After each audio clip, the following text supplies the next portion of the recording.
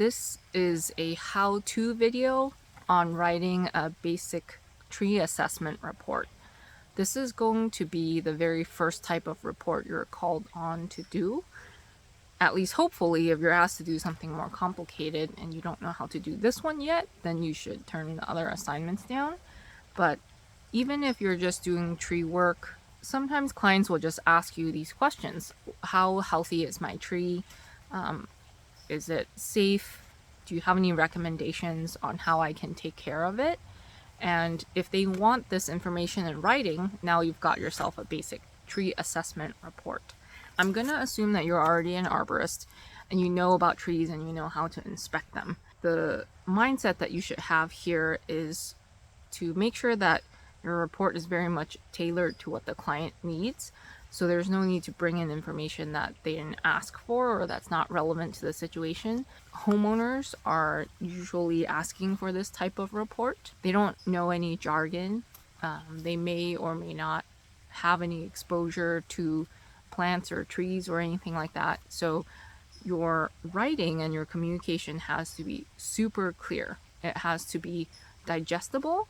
Otherwise, they can't use the information that you're giving them.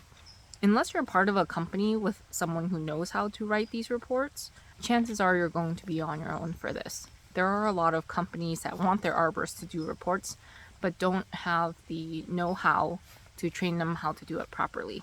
If you're not trained properly, there's a chance that you'll write a bad report. You might waste a lot of time, or in some cases you'll say something that you really shouldn't, and that could get you in trouble because as arborists or consulting arborists, we have liability in terms of what we say. With any job, any request, the first thing that you want to do is establish an assignment, which is what's the scope of work. Clients will often reach out if they're concerned about a tree or they just bought a property and they want to know how to take care of the trees to make sure that they stay healthy. That's where they might look for a service like this. It will almost always follow up with recommendations. Sometimes this report will be used for permit processes, like to pull a tree permit to cut a tree down. If you're familiar with the tree risk assessment qualification system or the framework, this would be more like a level 2 inspection. You're using your eyes, you're doing a 360 around the tree.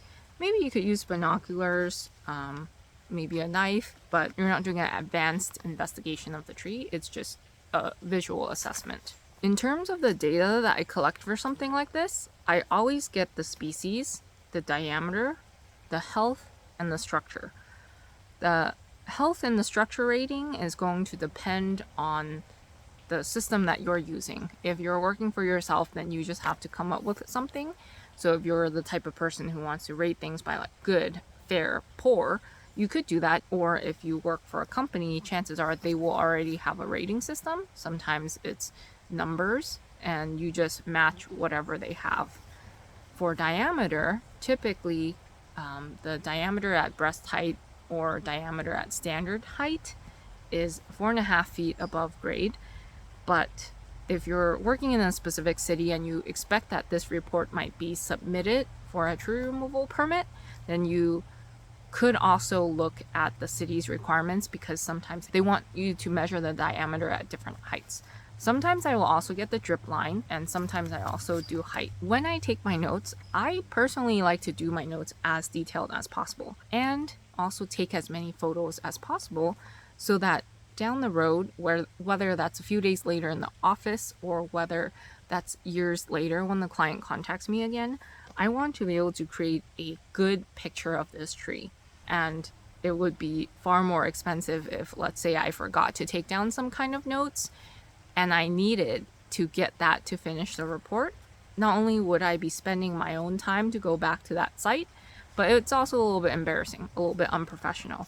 The first thing I do is just start looking at the tree from afar, get an idea of what that looks like, and then get closer. And it's not just the tree itself, but also the site conditions. It's helpful to look at plants nearby, any changes to the soil, like if there's some evidence of recent disturbance, like a trench or some grading.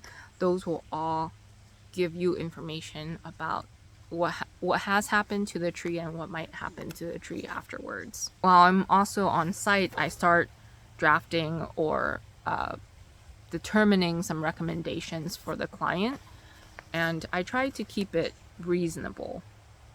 If there's, let's say, an alternative that is less expensive and can be done by the client, I will tend to prioritize those. So if there's compacted soil, for example, and ultimately that's going to negatively affect the health of the trees, then I tend to recommend, they install a layer of wood chips as mulch instead of hiring someone with an air spade to loosen up the soil and stuff like that. Unless it's a very urgent case and I truly feel that the extra tools and extra care will make a difference, then I'll make that suggestion at that point. You could also, or I might also give both options and let the client know what the difference is. When I make these recommendations, I put a time frame on it, and I also help the client prioritize which one's the most important in case they need to budget out what they want to do.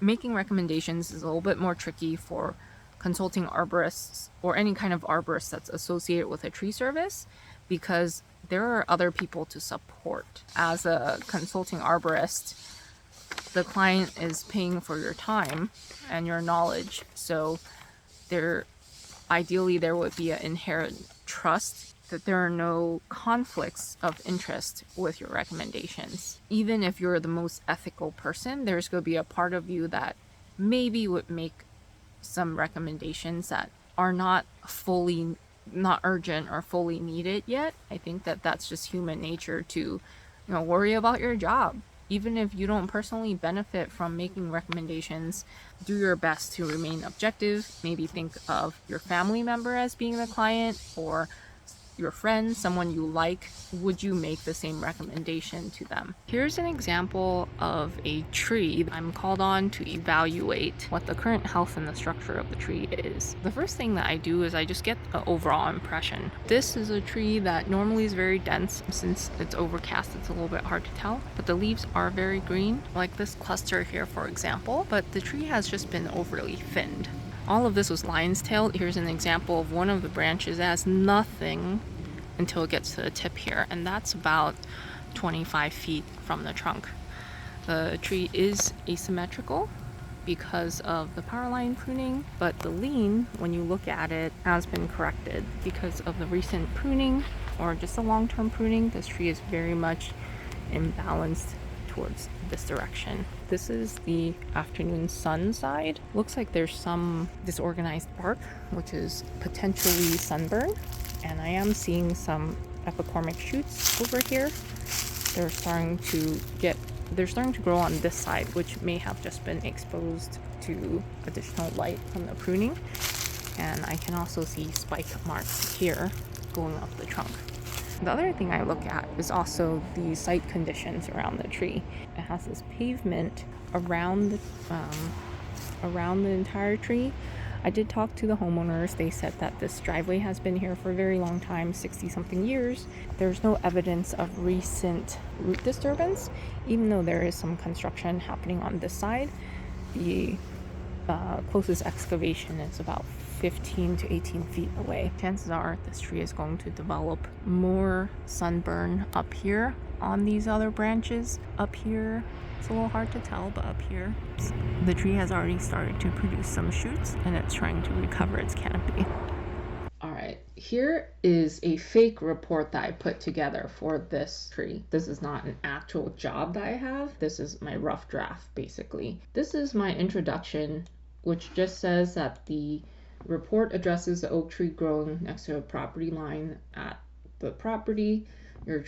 Your neighbor recently had the tree pruned and you wanted an evaluation of its condition with recommendations for care. That is essentially the introduction, background, and scope of work. And for a basic report, you really don't have to do all these sections. I probably could have added here above this observations and discussion. I didn't. Like I said, it's a draft.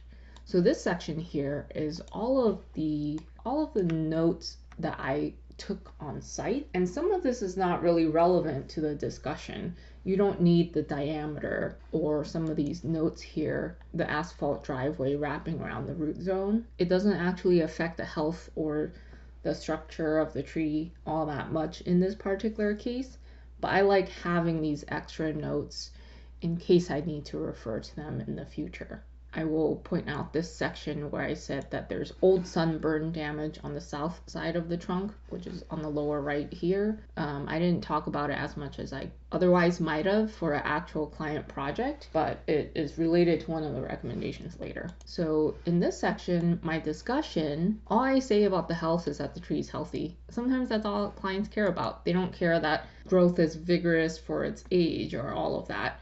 It's healthy. That's all they want to know.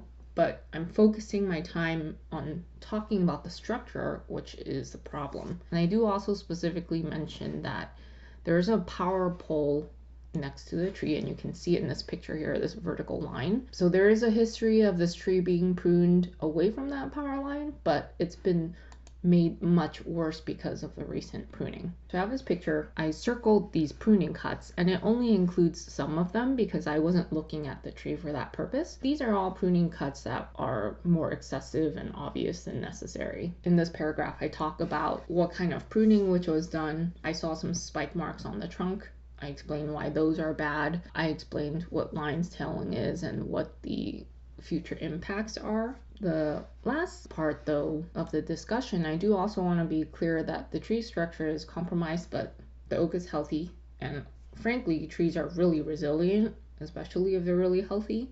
So I personally feel that this tree is going to recover from it, and some structural pruning may need to be done later. But I also want the client to know that even though this wasn't ideal, that the tree didn't get completely screwed up. And in the last section, I have some recommendations. Water, wood chips, whitewash for sunburn, and then avoid pruning the tree in the upcoming years. So this is what I give to the client. Without the pictures, it's more like 2 pages. I wouldn't follow anything like the ASCA booklet format. I've seen people do it even for something like this. It just depends on what it is that you want to do for your portfolio, basically. And the better a job that you do on each report, the easier it gets in the future, because you can recycle some of this language. These 3 recommendations, I just grabbed it from another report that I'd done before so that I wouldn't have to rewrite everything just for this video. I'll end this video by clicking through each page of the report in case you want to pause and read it. And if I make future videos like this, I'll just reuse an actual report that I had to do and obscure some of the information.